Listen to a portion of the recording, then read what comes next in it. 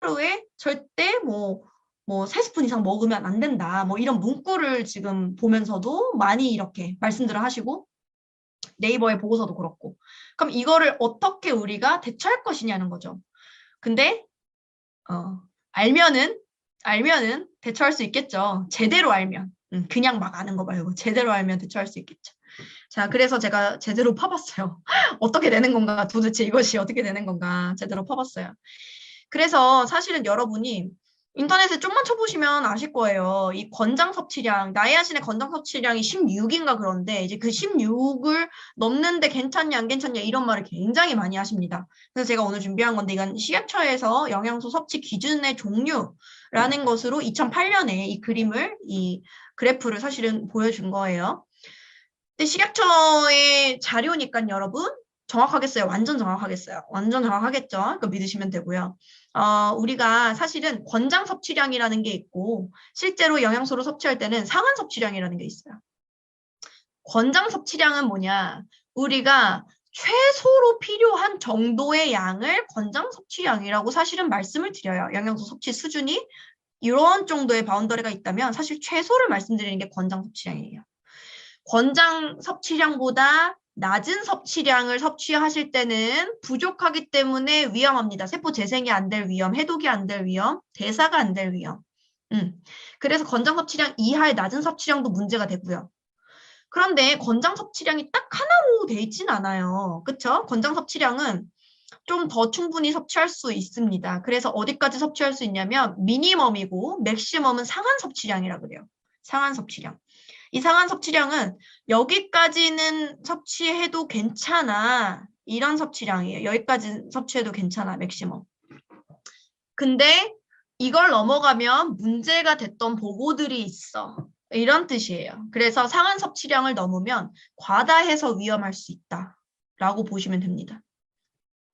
실제로 그래서 이제 권장 섭취량을 따질 때 우리가 예를 들어 비타민 D 같은 경우도 예를 들어 뭐 1000IU씩 이렇게 나온 제품들이 있어요. 그러면 하루에는 1000IU가 하나를 먹으라고 하지만 실제 상한 섭취량은 써져 있지 않거든요, 제품에.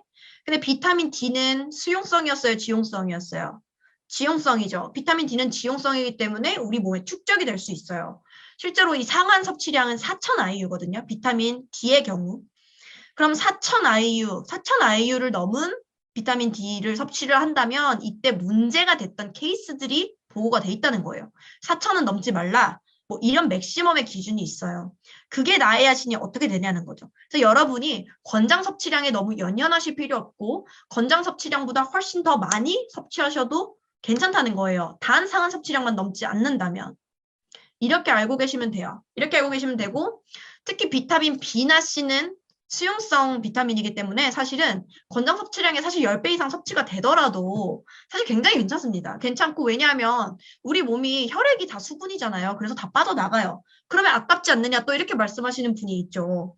너무 많아, 그렇게 많이 들어가면 다 빠져나가는데 너무 아깝지 않아요? 너무 낭비잖아요? 이렇게 생각할 수 있는데 실제로 제가 이 회사를, 이 PM을 만나기 전에 그 전에도 제가 이제 건강기능식품회사에서 일을 했었지만 그 전부터 관심이 워낙 많아서 알고 있었던 건데 이거는 비타민 B나 C가 과량으로 들어갔을 때 실제로 우리 몸의 바깥으로 빠져나가면서 우리의 방광, 요도 이런 것들을 통과하면서 여자분들 방광염 많죠?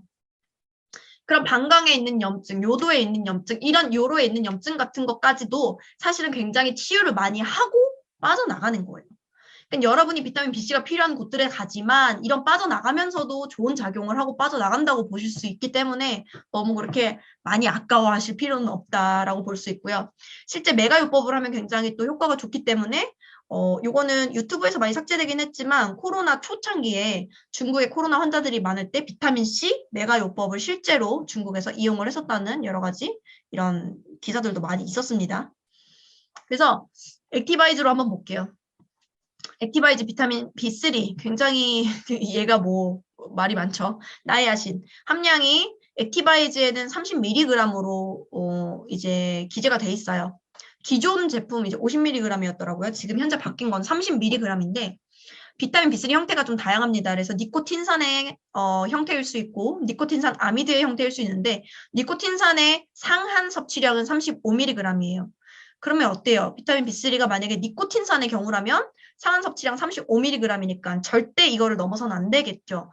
그치만 액티바이즈의 비타민 B3는 여러분이 한번 피 홈페이지가 들어가서 보세요. 니코틴산 아미드라고 써져 있습니다. 니코틴산 아미드의 상한 섭취량은 1000mg이거든요. 그럼 사실은 30mg을 30번이나 액티바이즈를 먹어도 한 달치를 다 털어 먹어도 900mg밖에 안 된다는 거예요. 상한 섭취량을 넘지 않는다라고 보시면 됩니다. 그래서 너무 부작용 그렇게 이제 고민하실 필요 없고 사실은 편안하게 조금 드셔도 된다라고 알고 계시고 고객들께도 전달해 주시면 될 것 같아요.